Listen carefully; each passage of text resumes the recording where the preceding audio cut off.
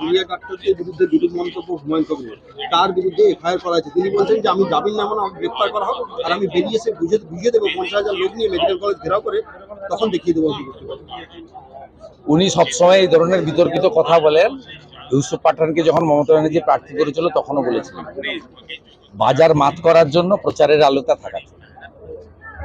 এসব লোক সম্পর্কে কথা বলা উচিত নয়। এইসব লোককে কি করে উল্টো দিকে ঝুলিয়ে সোজা করতে হয় সেটা বিজেপি সরকার এলে করে দেখাবো। অন্যদিকে সব জায়গায় হবে। মমতা ব্যানার্জি হচ্ছে সমস্যার মূল কারণ। মমতা ব্যানার্জি যতক্ষণ মুখ্যমন্ত্রী থাকবে ততক্ষণ এটা হবে।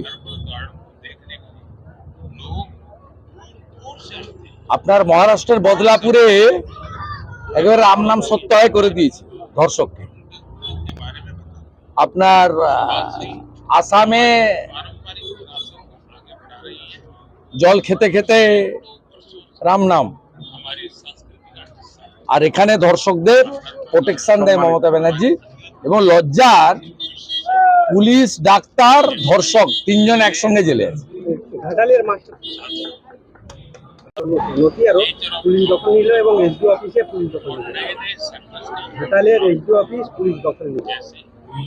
আমি এটা বলতে পারবো না। আমার মনে হয় থানাতে জল ঢোকার জন্য হয়েছে, না জেনে বলা ঠিক হবে না। যদিও থানা অন্য কোনো জায়গায় করা উচিত ছিল, ইরিগেশন দপ্তরে পুলিশের অফিস হওয়া উচিত নয়। তবে আমি যেটুকু জেনেছি থানা জলে ডুবে যাওয়ার কারণেই তারা ইরিগেশন অফিসে গিয়ে থানা চালিয়েছে।